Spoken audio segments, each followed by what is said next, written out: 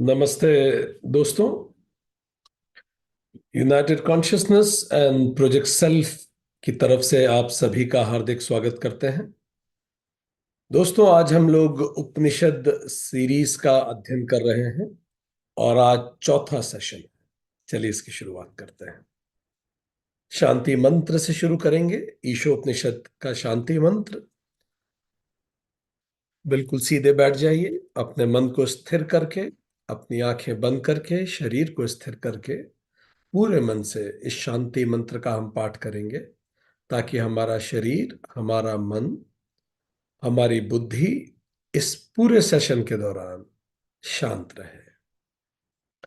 ओम पूर्णमदः पूर्णमिदं पूर्णात् पूर्णमुदच्यते पूर्णस्य पूर्णमादाय पूर्णमेव अवशिष्यते। ओम शांति शांति शांति।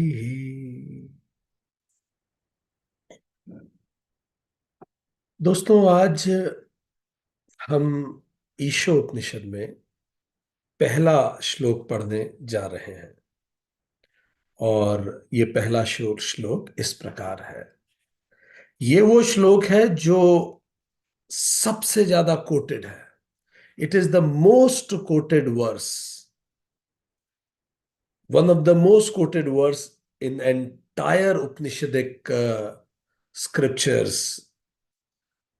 It goes like this: ईशा वास्य मिदम सर्वम यत् किंचित जगत्याम जगत तेन त्यक्तेन भुंजिथा मा ग्रदः कश्विद धनम।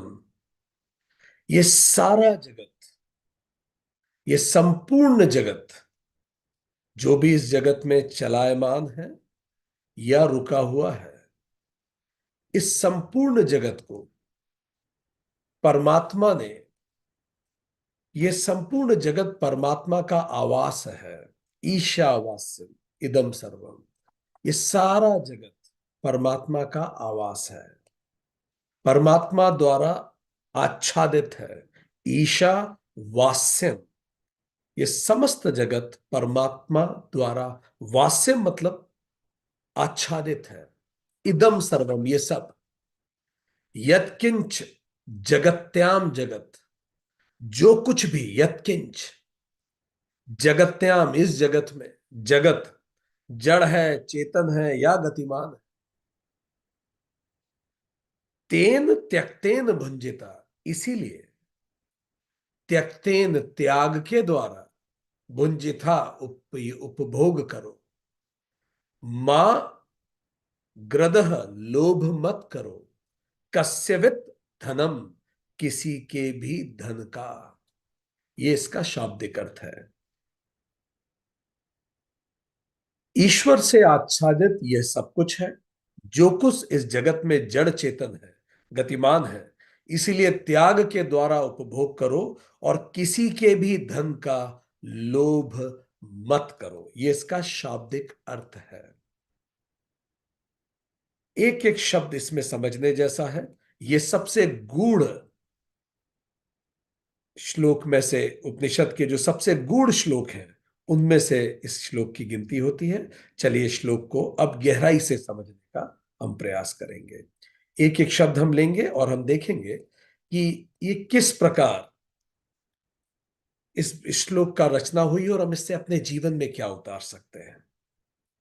पर इससे पहले कि हम इस श्लोक पे जाएं, हमें कुछ बेसिक्स शायद समझ लेना हमारे लिए उपयोगी होगा।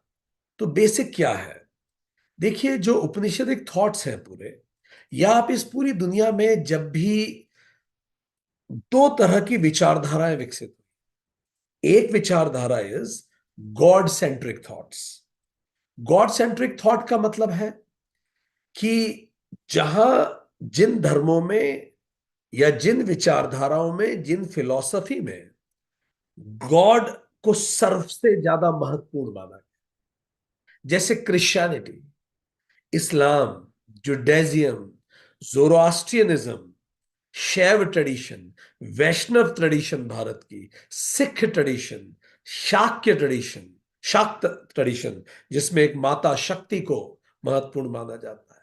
न्याय ट्रेडिशन, गॉड सेंट्रिक, जहां इसमें परमात्मा सबसे ज्यादा महत्वपूर्ण है, भगवान, ईश्वर, गॉड। इसको गॉड सेंट्रिक थॉट्स कह सकते हैं। ये यहां अलग विषय है कि कहीं भगवान को सगुण माना गया, कहीं भगवान को निर्गुण माना गया, पर हां, गॉड सेंट्रिक। कालांतर में एक दूसरी तरह की विचार भी उत्पन्न हुआ। इसको आप कह सकते हैं man centric.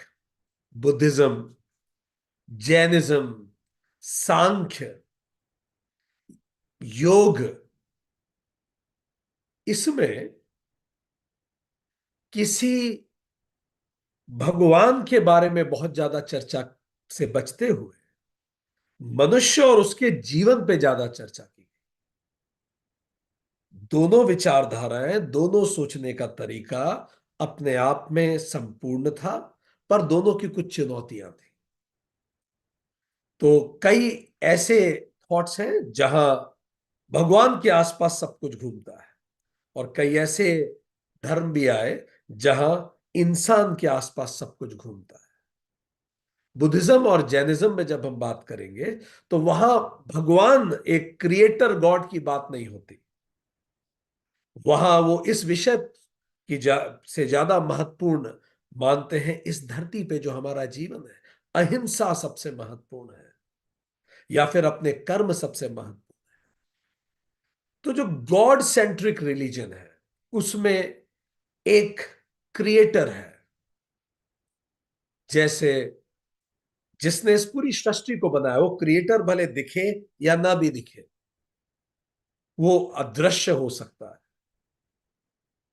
Love, believe, surrender, faith यहां महत्वपूर्ण होते हैं, क्योंकि उस भगवान से जुड़ने के लिए उसके प्रति आपके मन में प्रेम होना चाहिए, आपको विश्वास, आपके मन में विश्वास होना चाहिए, समर्पण का भाव होना चाहिए, फेथ होना चाहिए।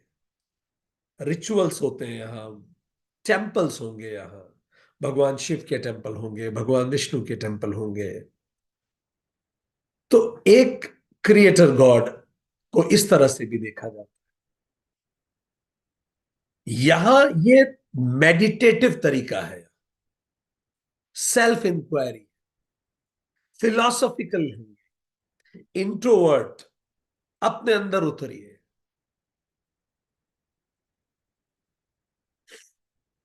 मॉन्क ट्रेडिशंस आपको यहां कई जगह देखने को मिलेगी, जहां श्रावक होंगे, भिक्षुक होंगे, ट्रेडिशंस चलेंगे। योग भी इसी तरह से, सांख्य की ट्रेडिशंस। हमने योग पढ़ा है, योग सूत्र हमने पढ़ा है, वहां भगवान को कोई क्रिएटर गॉड जैसा नहीं माना गया। क्रिएटर गॉड नहीं है।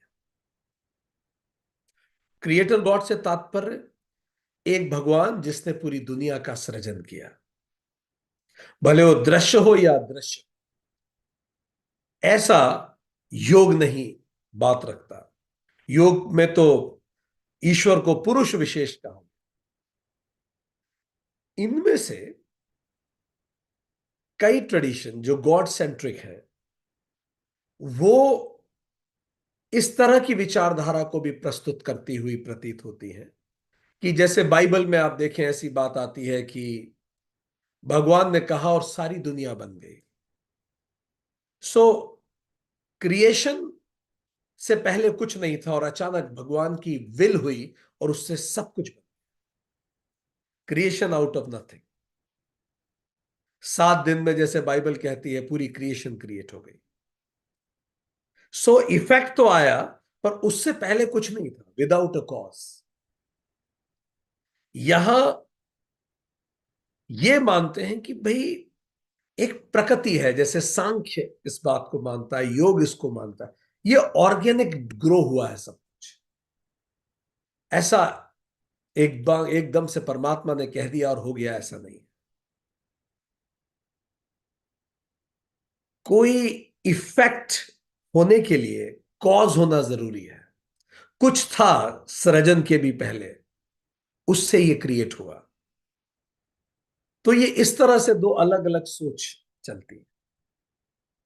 अक्सर जो भगवान में विश्वास रखते, उस तरह की फिलॉसफीज, उस तरह के रिलीजन, मैन सेंट्रिक रिलीजन को नास्तिक कह देते हैं कि ये नास्तिक है, ये भगवान में नहीं मानते। और अक्सर ये उनको कहते हैं ये सुपरस्टिशियस है, ये बहुत रिचुअलिस्टिक हो रहे हैं, ये एक दूसरे को इस तरह से कई बार आपको लोग कहते हुए प्रतीत होंगे। आज हम, इससे पहले कि हम उपनिषद के इस मंत्र पे जाएं, हमें देखना होगा कि ये मंत्र कहां से स्प्राउट हो रहा है, ये कैसे सामने आ। जो ये पहला स्कूल ऑफ थॉट है, इसमें से कुछ को, खासतौर पे क्रिश्चियनिटी, इस्लाम, जुडाइज्म और जोरोआस्ट्रियनिज्म, इनको आप असत कार्यवाद से जोड़ सकते हैं। असत का मतलब विदाउट कॉज, कोई कॉज नहीं था पहले, कार्य, इफेक्ट आया विदाउट अ कॉज। तो असत मतलब without a cause, effect create हुआ, effect took place without a cause. पहले कुछ नहीं था, एकदम से ईश्वर की इच्छा हुई और सारी सृष्टि प्रकट हुई। इसीलिए इसे कहा गया philosophy of effect without a cause. कई बार वैज्ञानिकों को यह परेशान करता है, क्योंकि जो कॉज एंड इफेक्ट का विज्ञान है वो ये कहता है विदाउट कॉज कोई इफेक्ट नहीं हो सकता, कोई इफेक्ट होने के लिए कुछ तो कॉज होना जरूरी है। और ये जो है, इसको कहा जाता है सत्कार्यवाद। सत्कार्यवाद का मतलब यह है philosophy of effect with a cause, कि कुछ कॉज था, कुछ था जिससे सब कुछ आया। ऐसा नहीं हुआ कि एक पल में भगवान ने कहा कि ये सारी सृष्टि बन जाए और एक पल में सारी सृष्टि बन गई। ये सृष्टि एक पल में नहीं बनी, या 5 दिन या 7 दिन में नहीं बनी है, या कुछ दिनों में नहीं बनी है, ये अरबों सालों की इवोल्यूशन की प्रोसेस है। तो there is a cause that created an effect. तो कुछ इस तरह का, ये दो अलग अलग विचारधारा। तो अब हम बात इसकी करें, इन दोनों विचारधाराओं में दोनों की अपनी चुनौतियां भी हैं और दोनों के अपने स्ट्रेंथ एरियाज भी हैं। यदि आप गॉड सेंट्रिक में मानेंगे तो आपको एक भगवान में विश्वास करने से बड़ी शांति मिलेगी। ये भक्ति आधारित है। आप ये मान के चलिए कि सारी सृष्टि उस परमात्मा ने बनाई और उसी से आप बने हैं और उसी पर आप निर्भर हैं, और आप निश्चिंत हो जाइए। ये बड़ी अंदर से शांति देती है। ठीक। पर यदि आपको विश्वास करने में मुश्किल होती है, आप बहुत ज्यादा तार्किक हैं, तो आप मुश्किल में आ सकते हैं।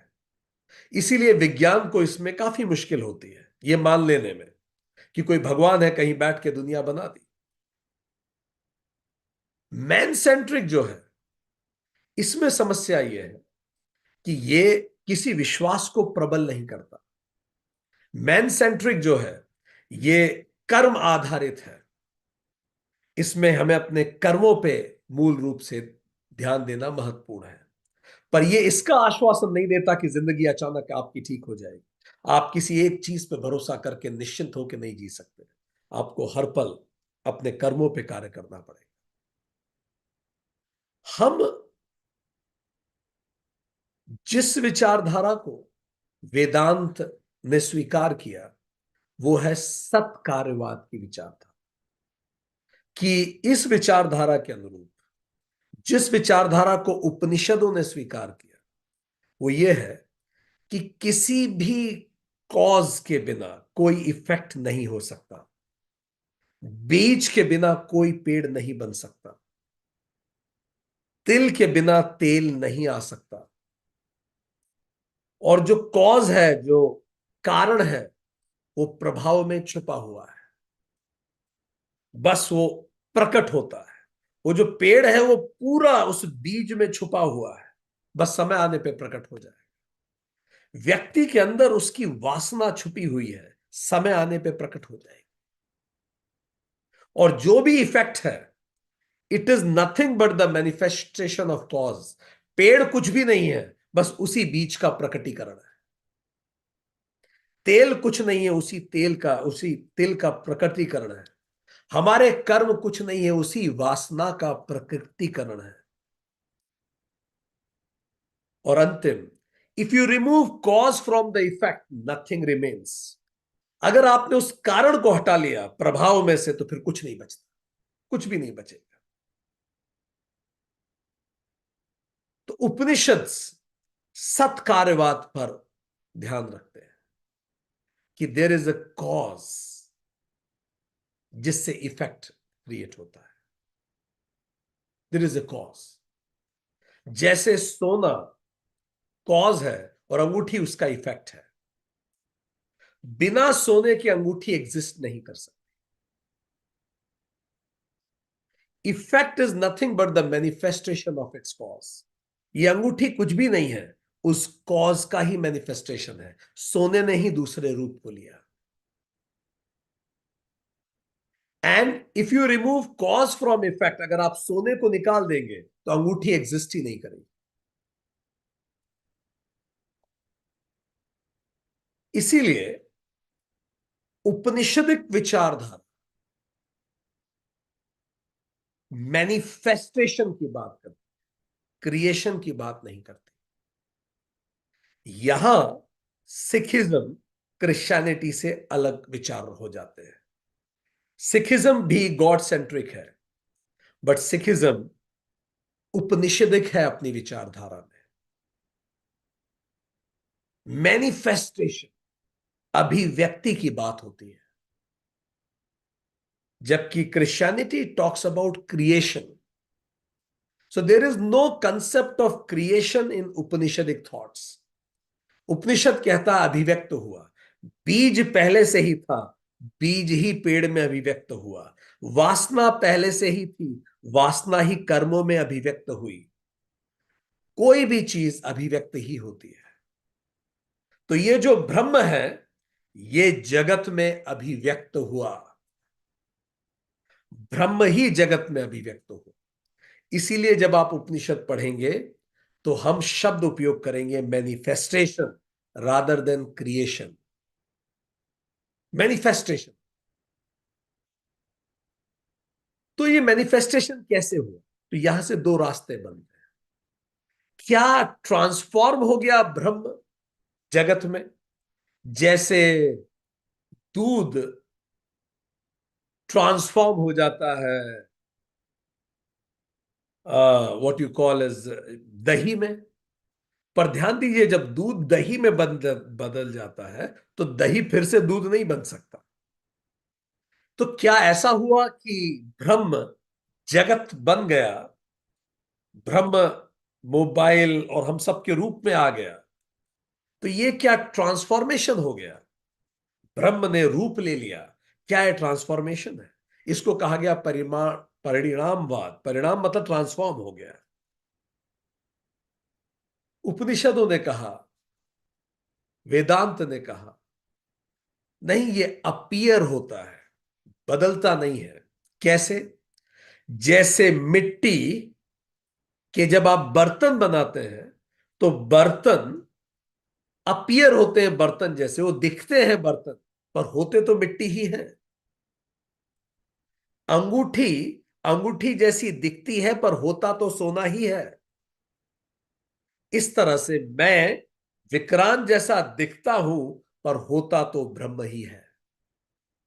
तो उपनिषदों ने, वेदांत ने कहा कि God does not become world, God appear as world. तो जब गीता में भगवान कृष्ण कहते हैं कि इस जगत में सब तरफ मैं हूं, तो ये जगत, world appears, God appears as world. तो यहां तीन बातें हमने करी, चार बातें। पहला, ब्रह्म इस पूरे जगत का कॉज है। ब्रह्म इस जगत से अलग नहीं है, ब्रह्म ही इस जगत का कॉज है। इसको कहा गया सत्कार्यवाद। तो फिर ये जगत बना कैसे?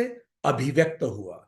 ब्रह्म ही इस जगत में अभिव्यक्त हुआ। तो इस अभिव्यक्त का मतलब क्या है? क्या ब्रह्म जगत बन गया? आहा, उसको हम कह रहे हैं ट्रांसफॉर्मेशन। नहीं नहीं नहीं, ब्रह्म जगत जैसा प्रतीत होता। अब प्रतीत होने का क्या मतलब है? ये जिस घर में आप बैठ के सेशन अटेंड कर रहे हैं, ये घर हमेशा के लिए तो नहीं रहने वाला। ज्यादा से ज्यादा 100 साल, 200 साल, 400, 500, 700, 1000, 1 लाख साल। 1 लाख साल बाद फिर से वो मिट्टी में मिल जाएगा, और जिससे बना है उसी में फिर से समा जाएगा। पर अभी तो ये दिख रहा है ना, तो इसी को अपीरियंस कहते हैं। ये सब कुछ अपीरियंस है, ये टेम्पररी अपीरियंस है। जैसे मिट्टी से मिट्टी का पात्र बना लिया जाता है, तो पात्र असत नहीं है।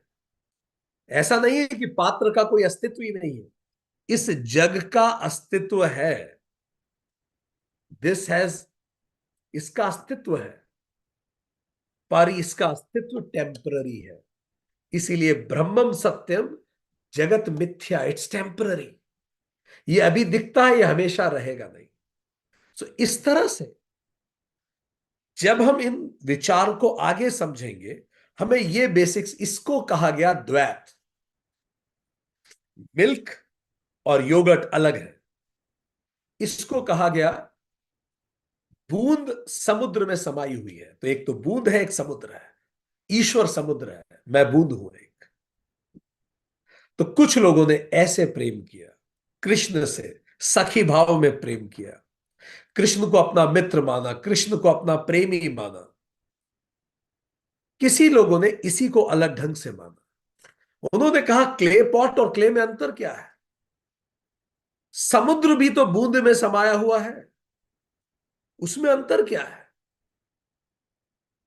बूंद समुद्र में है तो प्रेम भक्ति जागृत होती है, पर समुद्र पूरा उस बूंद में भी है, ये ज्ञान है।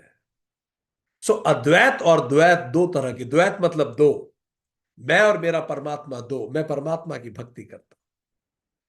और अद्वैत का मतलब मैं स्वयं वो परमात्मा हूं। तो बूंद समुद्र में समाई हुई है, समुद्र बूंद में समाया हुआ है। फिर नानक जैसे विद्वान आए, उन्होंने कहा बात तो एक ही है। सागर मही बूंद, बूंद मही सागरु, कवृणु बूझे विधि जाने। हालांकि यह समझना थोड़ा सा कठिन है कि बूंद में भी सागर ही है। और अगर आप देखें तो एक बूंद का वही केमिकल कॉम्बिनेशन है जो पूरे सागर का है। तो विद्वानों ने आगे कहा यह बात कि जो मैं, जो तू है सो मैं हूं, जो मैं हूं सो तू है। ना कुछ आरजू है, ना कुछ जुस्तजू है। बसा राम मुझ में, मैं अब राम में हूं। ना इक है ना दू है, सदा तू ही तू है। स्वामी राम तीर्थ, तू ही तू है। कभी मेरा रूप ले लेता है, कभी उसका रूप ले लेता है, कभी किसी का रूप ले लेता है। कभी तू ही सागर बन जाता है, कभी तू ही लहरें बन जाता है, कभी तू ही बूंद बन जाता है। कभी मैं तुझे सागर बुलाता हूं, कभी बूंद बुलाता हूं, कभी कभी जल बुलाता हूं, कभी मैं कृष्ण कहता हूं, कभी राधा तुझे ही कहता हूं, कभी तुझे ही मैं शिव कहता हूं, कभी शंकर कहता हूं, कभी तुझे ही मैं पर्वतों में पूछता हूं, कभी तुझे ही मैं हवाओं में पूछता हूं। बुद्ध कहते हैं आनंद मैं हवाओं में हूं, मैं दिशाओं में हूं, मैं सर्वत्र हूं। सो ये सब कुछ सत्कार्यवाद कहता है, इस सब का कॉज वही ब्रह्म है। वो अपीयर होता है अलग अलग रूप में, और जो हर व्यक्ति में ब्रह्म देख सके बस वही ज्ञानी, वही ज्ञानी। और यही वेदांत कहता है कि वो जो तत् है, तत् मतलब गॉड। ऋषियों ने जब गहरे उतरे, ऋषि अपनी साधना ईश्वर को जानने में, गॉड सेंट्रिक होके जब उन्होंने जाना,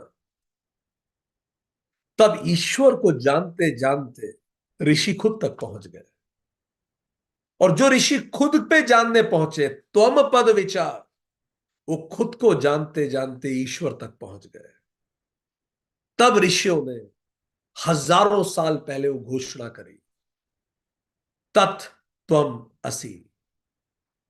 हमने यही जाना है कि तुम वही हो। इसीलिए वेदांत को ना तो आप गॉड सेंट्रिक में रख सकते हैं, ना मैन सेंट्रिक में रख सकते हैं। इसे यहां कहीं बीच में आपको रखना पड़ेगा। इसीलिए सनातन को किसी एक में रखना मुश्किल हो जाता। विदेशी लोग जब भारत में आए तो बड़े कंफ्यूज हो गए कि इसको कहां रखें हम। जिन्होंने जैसा देखा पढ़ा उन्होंने वैसा रख दिया। क्या इसको हम गॉड सेंट्रिक में रखें? तो जिन ऋषियों ने भगवान की खोज की, वो खोज अंततः खुद तक ही पहुंची। जो तद पद विचार पे गए थे वो त्वम पा गए, और जो त्वम से जिन्होंने शुरुआत की थी वो तत् पे पहुंच गए। तभी तो उन्होंने कहा तत् त्वम असि, तू वही है। तो इन दोनों में कोई गैप नहीं है, वेदांत कहता है। इसी को अद्वैत कहते हैं। ये जो चित्र आपकी आंखों के सामने है, यही पूरी अद्वैत की विचारधारा है। जीव मतलब मैं, तंत्र पूरा तंत्र, वर्ण व्यवस्था, आश्रम व्यवस्था, 16 संस्कार, पूरा तंत्र इसके लिए बना हुआ है कि मैं अलग अलग आश्रम में रहता हूं, 16 संस्कारों से खुद को परिष्कृत करता हुआ, मंत्रों का उच्चारण करता हुआ, शास्त्रों को पढ़ता हुआ, अपने चारों पुरुषार्थों को जागृत करता हुआ मोक्ष की तरफ बढ़ता हूं, खुद को पहचानने की तरफ बढ़ता हूं। और मैं ही वो यंत्र हूं। मैं कर्म योग करता हूं, उपासना योग करता हूं, राज योग करता हूं, ज्ञान योग करता हूं और भक्ति योग करता हूं। जब मैं ये सब करता हूं तब यहां से दो रास्ते निकलते हैं। एक को कहा गया त्वम पद विचार, मतलब मैन सेंट्रिक। मैं अपने आप को जानूं, मैं जीव को जानूं, मैं शरीर को जानूं। मेरे जो तीन शरीर हैं, सूक्ष्म शरीर, स्थूल शरीर, कारण शरीर, पांच कोश को जानूं। अन्नमय कोश, प्राणमय कोश, मनोमय कोश, ज्ञानमय कोश, विज्ञानमय कोश और आनंदमय कोश। अवस्थाओं को जानूं, स्वप्न, सुषुप्ति, जागृति, जागृत और तुरीय। जब मैंने ये सबको जाना तो मुझे जानकारी ये मिली कि मेरी अंतिम अवस्था, मेरी वास्तविक अवस्था तो तुरीय है, मैं ही ब्रह्म हूं। तो जब मैं त्वम पद विचार से मैंने इंक्वायरी की तो भी मैं ईश्वर तक पहुंच गया। फिर कुछ लोगों ने नेचर को पढ़ना शुरू किया, चलो नेचर से जाने, सृष्टि को समझे। इसको कहा गया तद तत्पद विचार। ईश्वर को जाने, कर्म के नियम को जाने, प्रकृति को देखूं मैं, सत्य को समझूं मैं, सृष्टि कैसे बनी इसको जानूं मैं। जो लोग यहां से गए उन्होंने भी कहा सृष्टि का जर्रा जर्रा ईश्वर है, ब्रह्म है। तो दोनों किसी भी तरफ से गए, पहुंचे उस एक ही जगह कि मैं ही ब्रह्म हूं, तत् त्वम असि। ये विचार हजारों सालों से मानवता को प्रेरित करता रहा। ये विचार क्रांतिकारी विचार है। इसीलिए जितने विदेशी भारत आए वो थोड़े कंफ्यूज हो गए। उन्होंने कहा कि भारत तो पॉलीथीज्म है। पॉलीथीज्म का मतलब क्या है? अनेक ईश्वर है भाई इस देश में। सनातन में तो बहुत सारे ईश्वर, ऋग्वेद में ही ऐसे आते हैं 33 करोड़ देवताओं की बात कई जगह सनातन में इधर उधर वो कहते हैं होती है। अग्निदेव, वरुण देव, इंद्रदेव, सूर्यदेव, उषा, पूषण, मारुत, सोम, इतने सारे देवता है। तो विदेशियों ने कह दिया कि भाई ये तो देवता का मानवीकरण करने वाले लोग हैं। ये तो देवताओं को इंसान जैसे बना के पूछते हैं। विश्व देवा ऋग्वेद में आता भी है, कस्मे देवाय हविषा विधेम। हम किस देवता की उपासना करें बताइए? ऋग्वेद में उल्लेख आता है, इतने सारे देवता हैं। पर फिर ऋग्वेद और आगे भी बताती है हिनोथीज्म। हिनोथीज्म मतलब एकाधिदेववाद, कि है तो बहुत सारे, पर एक प्रधान देवता होता है। देखिए कैसे उपनिषदिक थॉट इवॉल्व हुआ। इस मंत्र को समझने के पहले हमें ये दो तीन चीजें अच्छे से समझना जरूरी है, तब फिर हम इस मंत्र को समझ पाएंगे। उपनिषदिक थॉट ऐसे इवॉल्व हुआ। एक प्रधान देवता है, कई देवता हैं, किंतु एक प्रयोजन के लिए हम एक देवता को पूछते हैं। जैसे वर्षा करानी है तो हम इंद्र देवता की पूजा करें, वायु देवता की नहीं करेंगे। तो एक देव प्रधान हो जाता है हमारे फंक्शन के अनुरूप। तो देवता का मतलब वन हु गिव्स, आपको क्या चाहिए उस हिसाब से लोग पूजा करते थे। पशु के लिए पूषण की पूजा करते थे। ऋग्वेद में उल्लेख आता है, गाय कुदरत का वरदान हो हमारी समृद्धि के लिए, हे इंद्र मुझे पशुओं का वरदान दे। शायद गाय पहली यज्ञ का भोजन दे, ये गाय है, हे इंद्र हमें ये सब प्रोवाइड करे। तो ऋग्वेद में ऐसे कई मंत्र आते हैं। वो अलग अलग देवताओं को अलग अलग चीजों के लिए पूछते थे। जिन लोगों ने इतना ही वेद पढ़ा, उन्हें लगा कि ये लोग तो बड़े भौतिकवादी हैं, कर्मकांडी लोग हैं। पर ऋग्वेद और आगे बढ़ता है। मोनोथीज्म, एकेश्वरवाद। देखिए कैसे सनातन फिलॉसफी गहरी होती गई। एकेश्वरवाद का मतलब, गहराई से देखोगे ना लेंस लगा के, तो सारे देवता एक ही है, बस अलग अलग नामों से जाने जाते हैं। ये एक उच्च दर्शन है। इंद्र कह लो, उषा कह लो, मारुत कह लो, सोम कह लो, अग्नि कह लो और पूषण कह लो। जैसे एक ही रिश्ता होता है, उस रिश्ते को अलग अलग समय, अलग अलग रूप में वो रिश्ता हमारे सामने आता है। तो एक ही परमात्मा है, उसको मैं अलग अलग समय अलग अलग नाम से पुकारता हूं। जैसे एक ही रिश्ते को कभी हम उसमें अपना पिता देखते हैं, कभी अपना भाई देखते हैं, कभी अपना बेटा देखते हैं, कभी उसी रिश्ते को कभी बेटे की तरह वात्सल्य देते हैं, कभी उसी रिश्ते को पिता की तरह उससे सुरक्षित महसूस करते हैं। वही रिश्ता, कभी उसी रिश्ते को प्रिय की तरह उसको देखते हैं। ऋग्वेद कहता है सत्य एक ही है, एकम सत्य विप्रा बहुधा वदंती।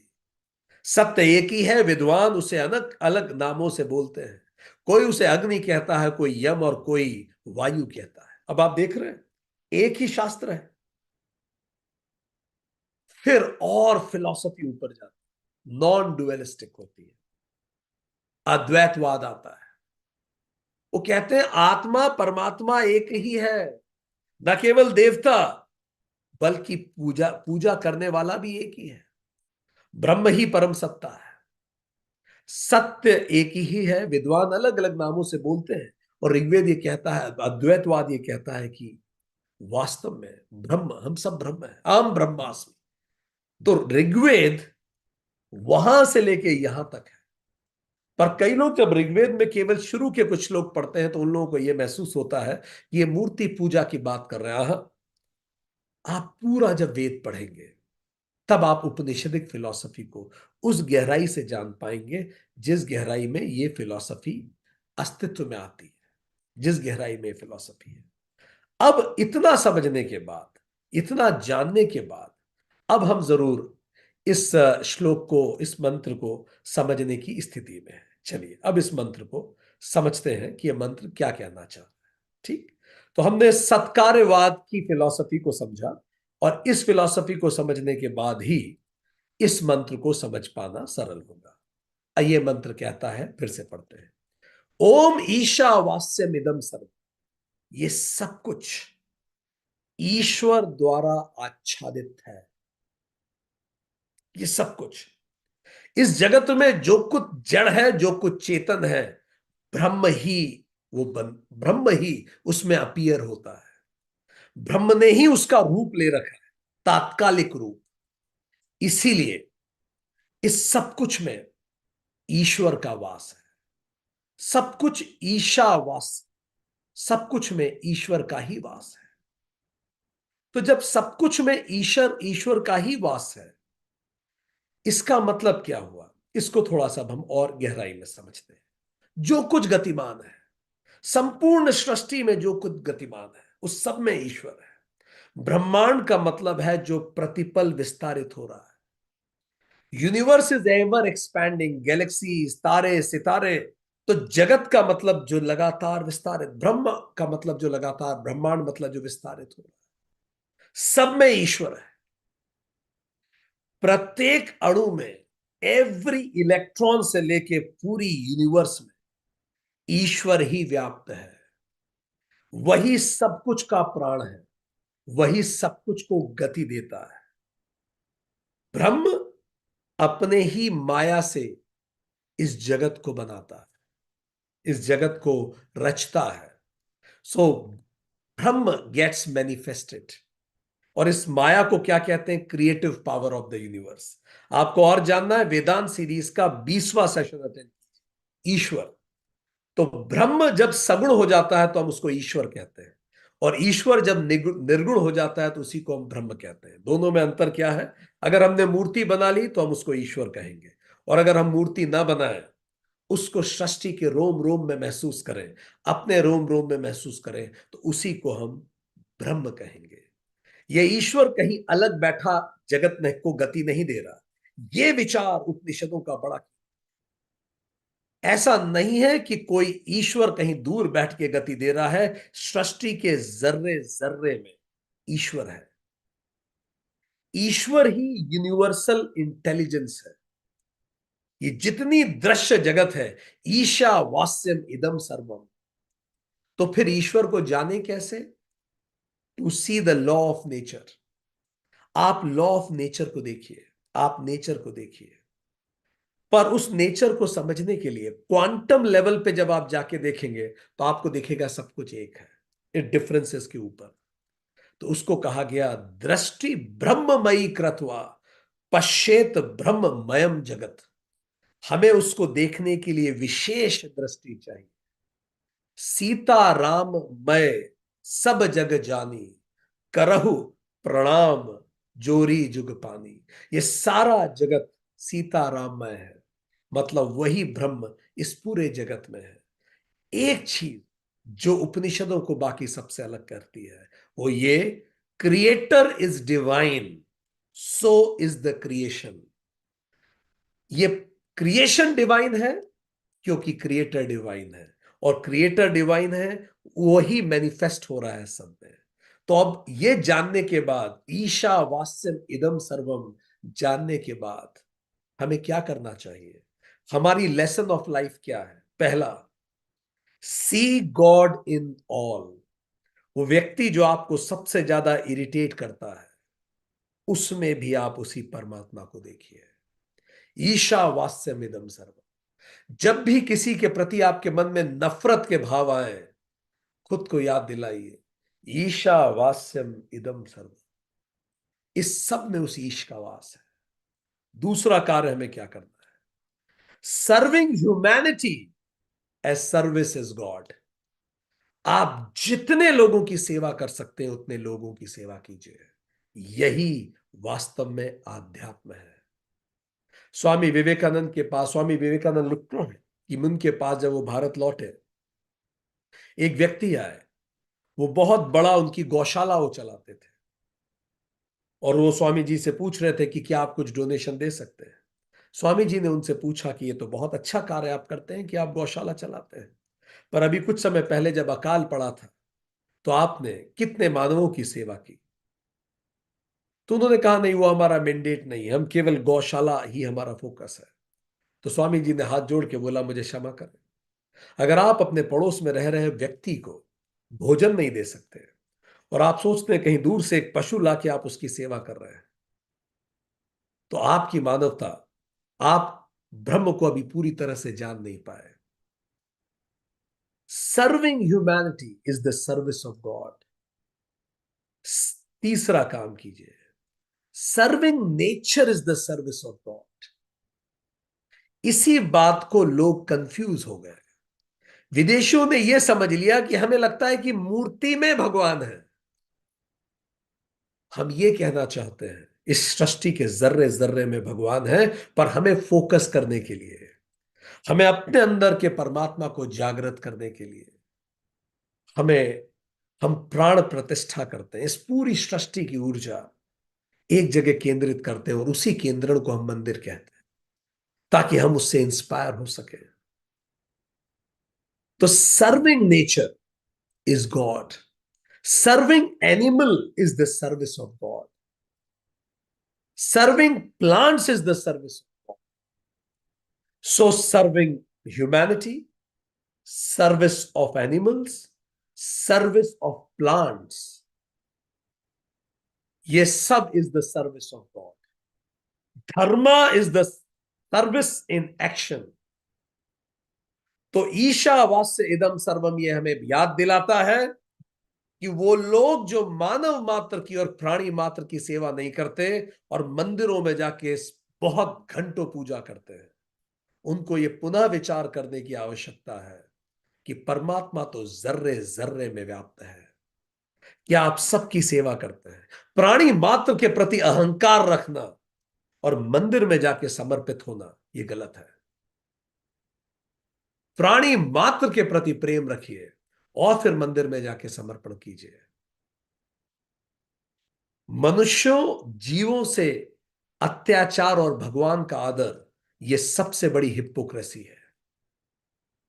जिसके साथ आप एक छत के नीचे एक घर में रहते हैं, उसके प्रति आपका क्या व्यवहार है, वो वास्तव में बताएगा कि आप कितने धार्मिक हैं। क्योंकि ईशावास्यमिदं कह चुका उपनिषद, मनुष्य प्राणी मात्र की सेवा करे यथा क्षमता, उसी के प्रति कृतज्ञ रहे, उस परमात्मा के प्रति कृतज्ञ रहे कि मुझे सेवा का मौका दिया। जो पास रह रहे व्यक्ति के प्रति द्वेष रखे और सुदूर किसी परमात्मा से प्रेम रखे, स्वामी विवेकानंद कहते हैं वो हिप्पोक्रेट है। जिसको प्राणी में परम नहीं दिखता, उसे पत्थर में परम कैसे दिखेगा, जरा सोचिए, कैसे हो सकता है? स्वामी विवेकानंद कहते हैं क्यों ना समस्त दरिद्र को पूजे, उनकी सेवा करें। स्वामी जी कहते हैं गंगा के किनारे कुआं खोदने का क्या लाभ है, कहीं और भगवान खोजने का क्या लाभ है। Look at the rationalist Swami Vivekananda was. जितनी आप मानवता की सेवा कर सके, देने वाला लेने वाले के, I am quoting Swami Vivekananda, देने वाला लेने वाले के समक्ष घुटनों पर बैठ के उसको धन्यवाद दे कि आपने मौका दिया कि मैं सेवा कर सका। भगवत गीता भगवान कृष्ण कहते हैं ईश्वर सर्वभूतानाम हृदय देशे अर्जुन तिष्ठति। 16.6, ईश्वर सभी भूतों के हृदय में बैठा है। तुझे दिखता है कि नहीं? जो मेरा सबॉर्डिनेट है उसमें भी ईश्वर है। वो भाव जब मेरे जागृत होते हैं, तब मैं आध्यात्मिक होता हूं। समम सर्वेषु भूतेषु तिष्ठतम परमेश्वरम, भगवद गीता 13.27। समम सर्वेषु भूतेषु, समस्त भूतों में तिष्ठतम परमेश्वरम, उसमें परमेश्वर तिष्ठति है। सभी के हृदय में बैठा परमात्मा ही हमें संचालित करता है। और हम संचालित कैसे होते हैं? By the law of the nature. परमात्मा में संचालित कैसे करता है? Law of nature. क्या मतलब इसका? देखिए ना, आप खुद को देखिए। We can't control our blood flow. हम हमारा ब्लड फ्लो भी कंट्रोल नहीं कर सकते। यहां बैठे बैठे इस उंगली में कितना ब्लड आएगा आप नहीं कंट्रोल कर सकते। हम अपनी हार्ट बीट कंट्रोल नहीं कर सकते। हम हमारे एब्डोमेन का फंक्शन कंट्रोल नहीं कर सकते। हमारे न्यूरॉन्स कंट्रोल नहीं कर सकते। हम हमारे ब्रेन को कंट्रोल नहीं कर सकते। इवन हमारे कान को भी हम सुनना नहीं रोक सकते। 90% से भी ज्यादा एसेंशियल बॉडी फंक्शंस हमारे कंट्रोल के बाहर है। हम कुछ कंट्रोल नहीं कर सकते। बताइए आप। हम स्वयं के शरीर तक को नियंत्रित नहीं कर पाते और हम सोचते हैं पूरे जगत को नियंत्रित कर लेंगे। ये एरोगेंस है। ईशावास्यमिदं सर्वम का मतलब वो परमात्मा सब कुछ संचालित कर रहा है, अंदर भी सब कुछ स्वतः हो रहा है हमारे अंदर। इसी तरह से हमारे बाहर भी सब कुछ स्वतः हो रहा है। हम बिना कारण ही खुद को खुदा समझे बैठे हैं। बस वही अहंकार जो बैलगाड़ी के नीचे के कुत्ते को होता है कि मैं बैलगाड़ी चला रहा हूं। खुद को सृष्टि का केंद्र समझने का अहंकार, ईगो सेंट्रिज्म। यदि इस पल भी हम ना रहे तो इस पूरी सृष्टि को कोई फर्क नहीं पड़ेगा। हमें वो गीत बड़ा पसंद है, मुझसे पहले कितने शायर आए और आकर चले गए, कुछ नगमे कुछ आहें भरकर लौट गए, कुछ नगमे गाकर चले गए। वो भी एक पल का किस्सा थे, मैं भी एक पल का किस्सा हूं। कल और आएंगे नगमों की खिलती कलियां चुनने वाले, मुझसे बेहतर कहने वाले, तुमसे बेहतर सुनने वाले। हर नस्ल एक फसल है धरती की, आज उगती है कल कटती है। जीवन वो महंगी मुद्रा है जो कतरा कतरा बढ़ती। सागर में उभरी लहर हूं मैं, सागर में फिर खो जाऊंगा। मिट्टी की रूह का सपना हूं, मिट्टी में फिर सो जाऊंगा। कल कोई कल कोई मुझको याद करे, क्यों अपना वक्त बर्बाद करे। मसरूफ जमाना मेरे लिए, क्यों वक्त अपना बर्बाद करे। साहिल लुधियानवी। कितनी सुंदर बात उन्होंने लिखी है, और यही बात बार बार उपनिषद कह रहे हैं। उपनिषद ने इस बात को जोर दे के कहा, यत किंचित जगत्याम जगत, ये सब चीजें सेक्रेड है। हर चीज डिवाइन है इस सृष्टि की। We are living midst of the divine every moment. हम उस मिडेस्ट में जी रहे हैं। तो खुद को शक्तिशाली समझना मूर्खता है, और इतनी ही बड़ी मूर्खता और कम पाप है खुद को कमजोर समझना। खुद को शक्तिशाली समझना तो मूर्खता है, और खुद को कमजोर समझना पाप है, और खुद को ब्रह्म जानना ही सत्य है। कई लोग खुद को बड़ा मजबूत समझते हैं क्योंकि उनका जिंदगी में सूरज उग रहा होता है। वो ये भूल जाते हैं कि मुर्गे के बांग देने से सूरज नहीं उगता, चिड़ियाओं के चहचहाने से लालिमा नहीं आती। ये सब प्रभाव है, कारण नहीं है। ये सब होना लिखा था, मेरे प्रारब्ध फलित हो रहे हैं, और मैं खुद को यूं ही क्रेडिट दे रहा हूं कि देखो मेरा बिजनेस एक्यूमेंट कितना अच्छा है। अरे कितने अच्छे अच्छे बिजनेस एक्यूमेंट धरे रह जाते हैं, बड़े बड़े जमीन पे आ जाते हैं। जो आज मेरा है कल किसी और का होगा, और कल किसी और का होगा। हम सब मेहमान हैं इस धरती रूपी होटल में। एक बार रूमी नामक विचारक के पास एक राहगीर कुछ पूछने पहुंचा। रूमी ने दरवाजा खोला, कमरे में कोई फर्नीचर ही नहीं था। उसने रूमी को देख के बोला, रूमी तुम्हारा फर्नीचर कहाँ है। रूमी ने मुस्कुरा के फिर से उससे पूछा, तुम्हारा फर्नीचर कहाँ है। उसने बोला, मैं तो पथिक हूं, राहगीर हूं, मुझे क्यों फर्नीचर चाहिए। मुस्कुरा के रूमी ने भी उत्तर दिया, मैं भी तो पथिक ही हूं, मुझे क्यों फर्नीचर चाहिए। क्योंकि ओनर इन सब फर्नीचर का कौन है। इस सब फर्नीचर का ओनर तो केवल साहब है। जब देह भी अपनी नहीं है, जीवन भी अपना नहीं है, ये श्वास भी अपनी नहीं है, तो मैं किस चीज का एरोगेंस करूं। किस चीज का एरोगेंस करूं।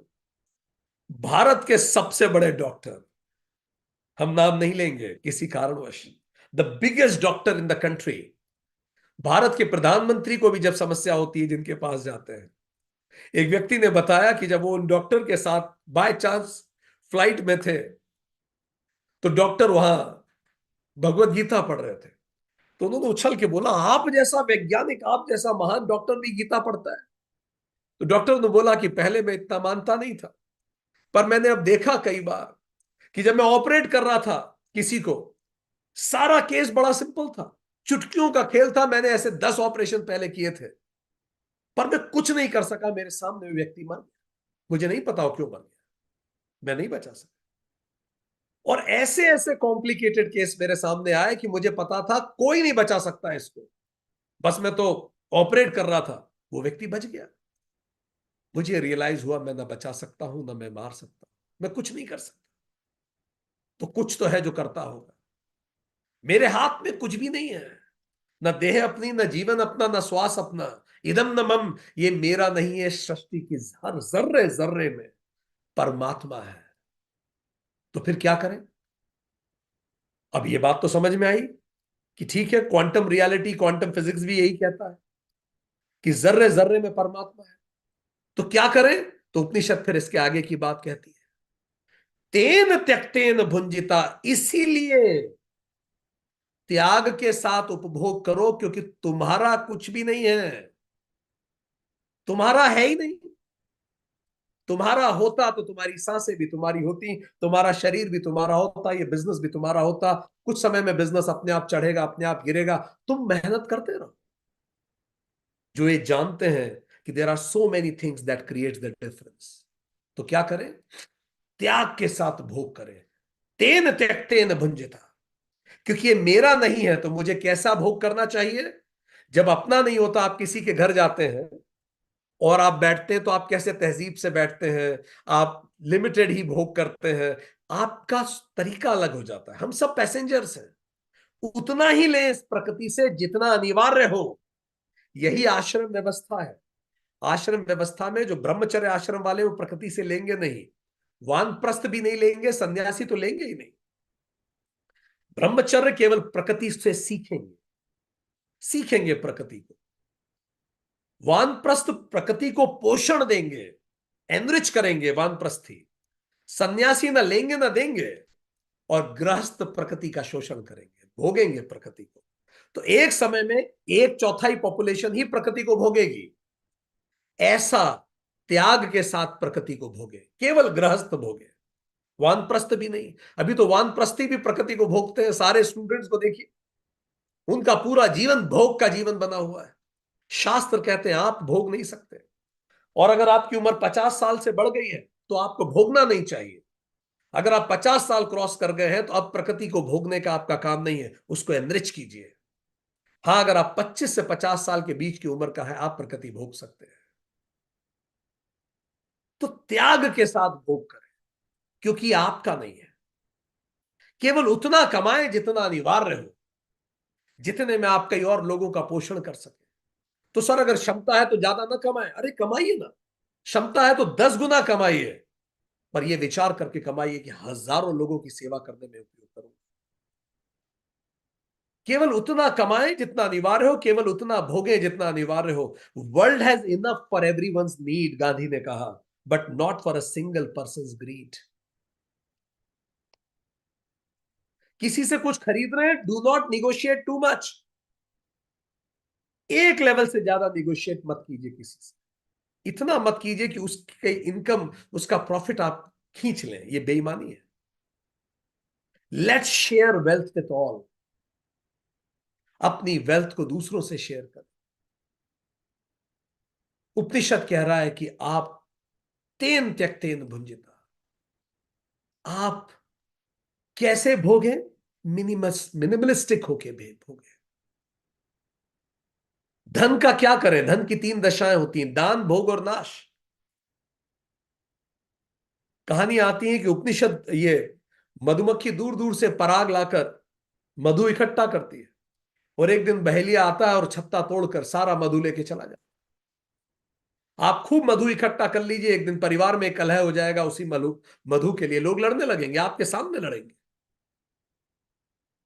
थोड़ा दान कर दीजिए, थोड़ा भोग कीजिए, बाकी तो नाश हो ही जाएगा। पर आज जिस दुनिया में हम जी रहे हैं, ये दुनिया बड़ी अजीब है। ये दुनिया बड़ी अजीब है। ये दुनिया कंज्यूमरिज्म की दुनिया है। उपनिषद से बिल्कुल उल्टी दुनिया है। उपनिषद ने कहा कि बिल्कुल वैराग्य के साथ भोग कीजिए। आज हम कंज्यूमरिज्म में, आर्टिफिशियल नीड की दुनिया में हम जी रहे हैं। एक काम कीजिए, make a list of the things in your room which are not must for your life. आप अभी भी इस पल भी अपने कमरे में घूम के देखेंगे तो 90% चीजें हमारे लिए आवश्यक नहीं है, हमने इकट्ठी करके रखी हुई है। एक ऐसी भी लिस्ट बनाई हो, कौन सी चीजें जो आपने पिछले 1 साल से उपयोग नहीं की। आपके वार्डरोब में से कितनी सारी चीजें वो कभी उपयोग नहीं हुई पिछले 1 साल। पूरा वेस्ट इस बात पे जोर दे रहा है, किस बात पे? जितना भोग सको भोगो। पैदा ही इसीलिए हुआ हो भोगने का। और उपनिषद कह रहा है तेन त्यक्तेन भुंजिता, तेन त्यक्तेन भुंजिता। आज भी भारत इसी विचारधारा पे चलता है, उपनिषदिक विचारधारा। अब आप लगातार भोगते जाएंगे तो क्या होगा? अच्छा, आपके पास पैसे नहीं है भोगने के लिए, तो क्या है बबल इकोनॉमी, क्या कहती है? कार्ड ले लीजिए, क्रेडिट कार्ड ले लीजिए। आपके पास अभी पैसे नहीं है, आप क्रेडिट पे खरीद लीजिए। इसका मतलब लोगों की जेब में जितना पैसा है और वो खर्च जितना कर रहे हैं, खर्च उससे कई गुना ज्यादा है जितना पैसा एक्चुअली है। इसी को तो इकोनॉमिक्स में बबल इकोनॉमी कहते हैं। आपके पास उसको चुकाने का पैसा भी नहीं है, वो तो लोन पे लोन चला जा रहा है। जब तक नौकरी चल रही है, जब तक लोन चल रहा है, जब तक प्रॉफिट चल रहे हैं, हम पे करते रहेंगे बिल्स, क्योंकि हमने ये भी खरीद लिया, हमने वो भी खरीद लिया, हमने वो भी खरीद लिया। और फाइनली इससे तनाव बढ़ता चला जाएगा। पूरी दुनिया में ये चल रहा है दोस्तों। ये समय है उपनिषदों को जागृत करने का। जो उपनिषद सिखाते हैं, तेन त्यक्तेन भुंजिता, उतना ही भोगे, त्याग के साथ भोगे। खाना भी त्याग के साथ खाएं। ये दुनिया हमें दूसरों से शेयर करनी है कि नहीं करनी? 2008 और 2011-21 के आंकड़े दिखा रहे हैं हम आपको, गौर से सुनिएगा। अमेरिका का आंकड़ा सुनिए, जो इतनी तेजी से ग्रो कर रही है इकोनॉमी, दुनिया की सबसे बड़ी इकोनॉमी। 2008 में अमेरिका का गवर्नमेंट डेट, सरकार का जो उधार था, वो 65% जीडीपी का था। जितना पूरे साल भर में अमेरिका प्रोड्यूस करता है, जितने वैल्यू का, उसको जीडीपी कहते हैं, gross domestic product. Total value पूरा यूनाइटेड स्टेट्स ऑफ अमेरिका जितना प्रोड्यूस करता है, उसका 65% तो उस पर उधार था। उतना अमाउंट 2008 में। आज कितना है आपको पता है? 128%। 2021 में अमेरिका पे अपने जीडीपी का 128% गवर्नमेंट डेट है। UK, Britain 104%, European union 98%, Japan 262%, China 72%, और भारत 85%। भारत में अभी भी कंजर्वेटिव लोग रहते हैं। धन्यवाद दीजिए अपनी माताओं को, जो सिखाती हैं ज्यादा खर्च मत करो बेटा, घर पे ही खा ले बेटा, इतने सारे कपड़े क्यों खरीदने हैं, इतना सारा ये क्यों करना है। ये देखिए, जब मिलके ये सब करते हैं, जब हम त्याग के साथ नहीं भोगते, जब हम प्रोडक्ट को नीड के कारण नहीं, डिजायर से लेना चालू करते हैं, तो एक बबल इकोनॉमी क्रिएट होती है। वो बबल इकोनॉमी जो है, वो पूरी दुनिया को बर्बाद कर देती है, पूरी दुनिया को बर्बाद करती है। और ये तो केवल गवर्नमेंट डेट है, प्राइवेट डेट सुनिए। चाइना में व्यक्तिगत प्राइवेट डेट कितनी है? 197% ऑफ जीडीपी प्राइवेट लोगों ने क्या उधार ले रखा। भारत में कितनी है बताइए? 57% ऑफ जीडीपी। भारत के प्रधानमंत्री ने अभी कहा है, डेवलपमेंट विदाउट डेट हमारा नारा होना चाहिए। उधार ले लेके पूरा जिंदगी काटना, आहा। इंडियन सिस्टम ऐसा नहीं है दोस्तों। इंडियन सिस्टम आज भी इसीलिए चल पा रहा है क्योंकि हम तेन त्यक्तेन भुंजिता से जागृत होते हैं। हम आज भी उसी सिस्टम से चल रहे हैं। आज हम बचे हुए ही इसीलिए हैं। हम क्या, दुनिया ही बची हुई इसीलिए है। अभी उज्जैन में गुरुमूर्ति जी पधारे थे, भारत के प्रमुख चिंतकों में, विचारकों में उनकी गिनती होती है। उनकी स्पीच हमें बड़ी पसंद आई। उनकी स्पीच में से कुछ अंश आपको पता है? वो world@data.com से कोट कर रहे थे कि दुनिया में, हम आपको ये बताना चाह रहे हैं, उपनिषद की ये जो लाइन है कि चूंकि सब कुछ ईश्वर का है, तुम्हारा तो कुछ भी नहीं, तो फिर त्याग के साथ भोगो यार। You are not the owner, you should live like a trustee. आज मैं इसका ट्रस्टी हूं, कहीं और कोई और होगा ट्रस्टी, मैं ही भोग लूं सारा। ऐसी विचार नहीं हूं मेरा। एक हमें बात याद आती है कि रतन टाटा जी या किसी प्रमुख उद्योगपति ने कोट किया था कहीं, कि जर्मनी में वो किसी रेस्टोरेंट पे बैठे थे और वहां लोगों ने बहुत सारा खाना छोड़ा। तो उन्होंने उन्हें कहा कि आपने खाना बहुत छोड़ा। उन्होंने बोला, हमारी मर्जी भाई, हमारा पैसा है। तो उन्होंने कहा, पैसा भले आपका है, पर जो रिसोर्सेज है, रेस्टोरेंट वालों ने उन्हें कहा, जो रिसोर्सेज हैं वो तो इस सृष्टि के हैं, वो तो इस देश के हैं। आप रिसोर्सेज को ऐसे बर्बाद नहीं कर सकते। थोड़ा सा इसको समझे, तेन त्यक्तेन भुंजिता की फिलॉसफी समझिए।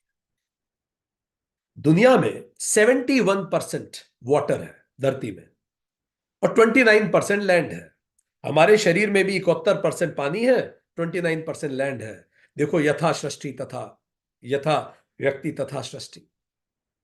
ये जो 29% लैंड है, इस 29% लैंड में भी 20% हैबिटेबल है, जिसमें लोग रहते हैं। और इसमें से भी 10% लैंड जो है एग्रीकल्चर लैंड, जहां खेती होती है। और ये जो एग्रीकल्चर लैंड है, 8% में कैटल फार्मिंग होती है, 8% जमीन पे। और 2.4% पे क्रॉप्स है, फसल उगती है। ठीक। इसका मतलब दुनिया में फसल के लिए जमीन कम है। अधिकतर जमीन दुनिया में कहां यूज हो रही है? जानवरों की कैटल फार्मिंग पे। ठीक। ये एक डेटा समझने वाला है। अब इस डेटा से लेसन समझिए। हम क्या, भारत ने उपनिषदिक विचारधारा, जो तेन त्यक्तेन भुंजिता की विचारधारा है, उससे क्या सीखा, और क्यों हमें विदेशी विचारधारा पे नहीं जाना चाहिए, क्यों हमें त्याग के साथ उपभोग करना चाहिए, ये समझे। ठीक। ये आप समझ, यहां तक बेस क्लियर हुआ कि दुनिया में 8% जो है इसका, ये लाइफ स्टॉक फार्मिंग है। कैटल रेयरिंग होती है, जानवरों को हम पशुपालन हो रहा है। ठीक। अब भारत पे हम आते हैं। भारत का 2% भारत के पास दुनिया की जमीन है। और इस 2% जमीन पे लोग कितने रहते हैं? दुनिया के 18%। अब आप ये सोचिए कि 2% जमीन पे 18% लोग कैसे रहते हैं, कैसे रह लेते हैं, क्यों रह पाते हैं? वो हम आपको बताते हैं। वो इसीलिए रह पाते हैं क्योंकि भारतीयों का जो खाने का पैटर्न है, वो अमेरिका और वेस्ट से बिल्कुल अलग है। हम क्यों सरवाइव कर पा रहे हैं? हमारे खाने का पैटर्न अलग है। कैसे अलग है? भारत में 65% इंडियंस मीट खाते हैं। बट मीट उनका मेन मील नहीं है। उनका मेन मील सीरियल्स है। भारत में पर कैपिटा मीट कंजम्पशन केवल 3.8 केजी पर हेड है। यूएस में 109 केजी पर हेड है। यूरोपियन यूनियन में 80 केजी पर हेड है। बहुत कम भारतीय इस पर निर्भर करते हैं। अगर भारतीय भी अमेरिकन की तरह बहुत ज्यादा मीट कंज्यूम करने लगेंगे, और भारत में तो मीट कंजम्पशन भी कैसा होता है भाई, सोमवार को नहीं खाएंगे, मंगलवार को नहीं खाएंगे, नवरात्रि में नहीं खाएंगे, साल में 2 बार नवरात्रि हो जाएंगी, एकादशी को नहीं खाएंगे। तो भारत में पर कैपिटा कंजम्पशन बहुत कम है। और दुनिया में अधिकतर जमीन कहां यूज हो रही है? जानवरों की रेयरिंग के लिए, ताकि जानवरों को हम पालते हैं, उनसे दूध और मांस का उपयोग करते हैं। अगर भारत ज्यादा नॉनवेज खाने लगे, इसका मतलब दुनिया के 1 अरब 30 करोड़ लोग अगर ज्यादा नॉनवेज पे शिफ्ट हो जाएं, per capita nonveg consumption Bharat में बढ़ जाए, अमेरिकन की तरह भारत नॉनवेज खाने लगे। अमेरिकन कितना खा रहा है? 109 केजी पर हेड। तो आज दुनिया में जितनी जमीन है, उसकी 140% जमीन एक्स्ट्रा लगेगी। पूरी धरती खप जाएगी, पर भारतीयों का पेट नहीं भर पाएगी। अगर हम अमेरिकन सिस्टम पे शिफ्ट हो गए, भारतीय सिस्टम बिल्कुल इस पर नहीं चलता। भारत क्रॉप्स खाता है, क्रॉप्स। और अगर अमेरिकन और वेस्टर्न सिविलाइजेशन ने अपना, आप यूएस में जाएं, बहुत ज्यादा खाना वेस्ट होता है, बहुत ज्यादा वेस्ट होता है। अगर American and western civilisation Indian लोगों की तरह खाना खाना शुरू कर दें, थाली में बिल्कुल कुछ नहीं छूटना चाहिए, मीट कंजम्पशन पर हेड कम कर दें, तो आज दुनिया में जितनी जमीन लग रही है हमें लोगों का पेट भरने के लिए, उससे मात्र 40% जमीन पे काम हो जाए। यही भारतीय सिस्टम है। हमें शुरू से सिखाया गया, कम खाइए। कम से कम प्रकृति को हार्म करके खाइए। खाना एक बूंद भी नहीं छूटना चाहिए। त्याग के साथ भोग कीजिए। जब भी भोग कर रहे हैं इतना त्याग जरूर कीजिए कि किसी दूसरे का पेट भर सके। हमारे यहां गाय के लिए खाना निकाला जाता है, जानवरों के लिए निकाला जाता है। Be comfortable with whole nature, वसुधैव कुटुंबकम। इस कारण आज दुनिया में भारत का एक बड़ा कंट्रीब्यूशन है। क्यों कंट्रीब्यूशन है? क्योंकि हमारी फूड की प्रैक्टिस दुनिया को बचाती है। न केवल हमारी फूड की प्रैक्टिस, हम हर जगह त्याग करते हैं। घर में देखिए आप, यहां भी तेन त्यक्तेन भुंजिता, इसको हम जी रहे हैं दोस्त। We are living it. Minimum consumption of meat in the world. खाने की थाली में खाना नहीं छोड़ना कभी। हम जी रहे हैं इस विचारधारा को, पर धीरे धीरे हम वेस्टर्नाइज हो रहे हैं। खतरनाक बात है। एक और जगह हम तेन तेन त्यक्तेन भुंजिता को जीते हैं। हमारा लिविंग पैटर्न 1960 के दशक में अमेरिका में एवरेज हाउस होल्ड जो था वो 3.3 था। मतलब एक छत के नीचे लगभग 3.3 लोग रहा करते थे। आज अमेरिका में एक छत के नीचे 2.5 लोग रहते हैं। मतलब लगभग एक व्यक्ति परिवार से अलग हो गया। आज अमेरिकन एवरेज परिवार है 2.5 का। इसके कारण अमेरिका को 31 मिलियन नए मकान बनाने पड़े हैं। 8.5 ट्रिलियन डॉलर ऑफ इन्वेस्टमेंट करना पड़ा है। आप सोचिए कितने पेड़ कटे होंगे, कितने पेड़ कटे होंगे इतने मकान बनाने के। क्योंकि पर number of people in house कम हो गए। लेट मी आस्क यू, आप अपने चैट बॉक्स में लिख के बताइए, आपके घर में कितने लोग रहते हैं? आपके घर में कितने सदस्य संख्या है? चलिए लिखिए जल्दी से। बस सदस्य संख्या लिखिए लिखिए लिखिए लिखिए लिखिए लिखिए लिखिए लिखिए लिखिए, लिखते जाइए, लिखते जाइए। एक छत के नीचे आप लोग कितने लोग रह रहे हैं एक साथ? लिखिए लिखिए, बहुत अच्छा, लिखिए लिखिए लिखिए। मोर और लेस ये भारतीय एवरेज के आसपास आए जो आप कर रहे हैं। नाइस। ठीक है, ठीक है, ठीक है, ठीक है, ठीक है, ठीक है, ठीक है, ठीक है, ठीक है, ठीक है। Very good, very good.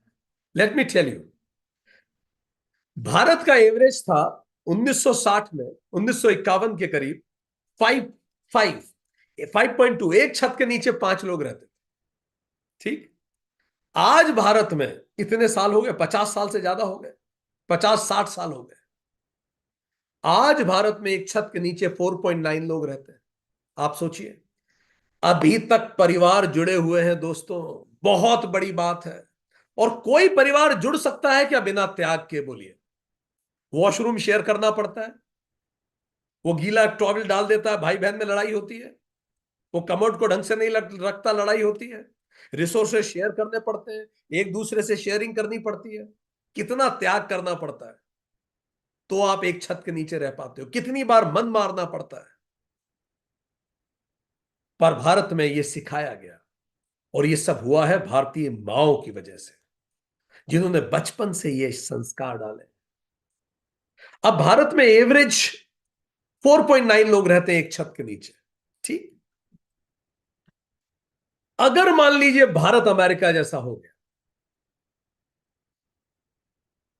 America जैसा हो गया और 2.5 पे शिफ्ट हो गया, सोचिए 135 करोड़ जनसंख्या को जितने मकान आज हैं उतने ही मकान और बनाने पड़े। बिल्कुल उतने मकान। ये जो इंडिविजुअलिज्म, कंज्यूमरिज्म, ये जो बातें चल रही है ना, दुनिया बची हुई है इस देश के कारण, क्योंकि ये देश बचा हुआ है उपनिषदों के कारण। तेन त्यक्तेन भुंजिता। ठीक है यार, कोई बात नहीं, त्याग कर दो। मेरा कपड़ा तू पहन ले भाई। एक एक कपड़ों को कितने लोग पहने इस देश में, पहनने के बाद भी हम नहीं फेंकते। पहले हम पहनेंगे, फिर छोटे भाई बहन पहनेंगे, फिर कोई दूसरा पहनेगा, फिर कोई तीसरा पहनेगा, फिर घर में जो मेड आती है उसको दे देंगे, फिर वो अपने बच्चों को पहनाएगी, फिर उसके बाद वो कपड़ों को कहीं लगा देगी, फिर वो कपड़े पोछे में काम आ जाएंगे। अरे दुनिया को अगर रिसाइकल सीखनी है तो यहां आके देखिए कैसे रिसाइकल किया जाता है। आप यूएस जाएंगे तो ये दृश्य आम है, बड़ी बड़ी चीजें घर के बाहर फेंक रखिए, नहीं चाहिए अब, रख दो बाहर। अरे भाई हर चीज को बनाने के लिए इस प्लेनेट के रिसोर्स लगे हैं। आप नई चीज बनाएंगे फिर से रिसोर्स लगेगा, पेड़ कटेंगे, कंक्रीट लगेगा, आप ये नहीं सोच रहे हैं। उपनिषद चिल्ला के रहे, तेन त्यक्तेन भुंजिता, त्याग के साथ भोग करो। तुरंत नई चीज चाहिए, ठीक क्यों करना है, नया खरीदो, ठीक क्यों करना है, नया क्यों खरीदो। भले वो मजाक की बात है पर ये सच है। भारत में एक एक कपड़ा अंतिम सांस तक, जब तक वो आखिरी सांस ले रहा होता है तब तक यूज किया जाता है। हम वेस्ट को, वेस्ट को वेल्थ में क्रिएट करने में एक्सपर्ट है। यहां कारें ऐसी होती हैं, लोग कारों को प्रेम करने लगते हैं, 3 3 जनरेशन कार चलती है, बताइए। जब तक सुप्रीम कोर्ट हाथ ना जोड़ ले कि आप कृपा करें, आप इसको अब आप म्यूजियम में भेज दीजिए, तब तक व्यक्ति चलाने पे हाथ होता है। वेस्ट में आप चले जाइए, यूं कारें बदली जाती। आप ये नहीं समझ रहे, हर एक प्रोडक्ट जो इस धरती पे बन रहा है वो इन्वायरमेंट को कंज्यूम कर रहा है। उपनिषद चीख चीख के कह रहे हैं। वेस्ट में कई जगह आपको देखेंगे वेल्थ को वेस्ट में कन्वर्ट किया जा रहा है। नई चीज खरीदो, कुछ दिनों में उसको वेस्ट निकाल के बाहर रख दो। भले वो कार हो, बैग हो, चेयर्स हो, क्या क्या नहीं हो। वी नीड टू रियली, पूरी दुनिया को सोचना पड़ेगा। हम वो रिसर्च पढ़ रहे थे, यदि भारत के लोगों का लिविंग सिस्टम पूरे अमेरिकन जैसा हो गया, कितने घर बनाने पड़ेंगे आपको पता है? 130 मिलियन नए घर जरूरत पड़ेगी। इतनी जमीन भी नहीं है भारत के पास, कहां से लाएंगे? कितना इन्वायरमेंट पॉल्यूट करेंगे, सोचिए। इसीलिए तेन त्यक्तेन भुंजिता, तेन त्यक्तेन भुंजिता, त्याग के साथ भोग कीजिए। अगर हम यूएस वे ऑफ ईटिंग पे शिफ्ट हो गए तो आज जितनी जमीन है भारत के पास, इससे 6 गुना जमीन लगेगी जानवरों को पालने के लिए। कहां है जमीन आपके पास? इसीलिए भारत में शुरू से जानवरों की पूजा की जाती रही, जानवरों को दोस्त बनाया गया, परिवार के सदस्य होते हैं। आंसू टपक के उसके देख के अपने आंसू आ जाते हैं। ये सब चीजें, इसी को वसुधैव कुटुंबकम कहते हैं। तो उपनिषद कह रहे हैं तेन त्यक्तेन भुंजिता, त्याग के साथ आप भोग कीजिए। जब आप त्याग के साथ भोग करेंगे और दूसरे के, किसी भी दूसरे की चीज को, दूसरे के धन पे आप नियत मत रखिए। क्यों रखेंगे? जब आपके पास खुद का इनफ होगा, आप दूसरों के धन पे क्यों नियत रखेंगे? कोई नहीं रखेगा। इसीलिए उपनिषद जो विचार है, उसने भारतीय सिस्टम को शुरू से पोषित किया है। भारतीय सिस्टम और वेस्टर्न सिस्टम में मेन अंतर क्या हो? ये नीड बेस्ड है, वेस्टर्न प्रोडक्ट बेस्ड है। वेस्ट में पहले प्रोडक्ट आता है, फिर उसको ऐड कर करके उसकी नीड क्रिएट की जाती है। भारत में नीड बेस्ड है, वो प्रोडक्ट बेस्ड है। भारत मिनिमलिज्म पे जिया है, वेस्ट मैक्सिमम लिविंग पे जिया है। भारत में जो प्राप्त है वो पर्याप्त है, वेस्टर्न में मोर चॉइसेस, हर चीज में 10 choice. Bharat debit oriented economy है, उधार लेना लोग पसंद नहीं करते, विदेश क्रेडिट इकोनॉमी है। सूरत में जब भूकंप आया था, सारी इकोनॉमी क्रैश कर गई थी। लोग पहुंचे, हम आपकी मदद करें, तो सूरत के व्यापारियों ने बोला रहने दीजिए, हम यूं खड़ी कर लेंगे अपनी इकोनॉमी, और उन्होंने यूं खड़ी कर लिया। इतना सोना उनके पास है, क्या तो वर्ल्ड स्टैंडर्ड्स होंगे। दुनिया का सबसे बड़ा सोने का कंज्यूमर भारत है। And gold is cash economy. Bharat की इकोनॉमी कैश है, विदेशी क्रेडिट है।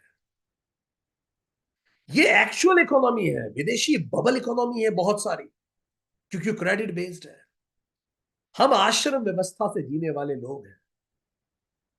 एक समय एक जनरेशन एक्सप्लॉइट करे, ऐसा नहीं कि सब एक साथ करें। हम रीयूज पे विश्वास रखते हैं, चेंज नहीं करना होता है। चीजों को यूज करने के लिए होता है, ना कि दूसरों को इंप्रेस करने के लिए खरीदा इस प्रकार का जीवन उपनिषद का ये श्लोक हमसे अपेक्षित करता है। सो एक क्विक समरी लेंगे, हमने आज क्या पढ़ा। उपनिषद के श्लोक ने बोला, ईशावास्यमिदं सर्वम, ये सब कुछ ईश्वर द्वारा आच्छादित है। यत्कित जगत्याम जगत, ये पूरा जगत, जड़ चेतन हर सृष्टि का जर्रा जर्रा ईश्वर है। इसीलिए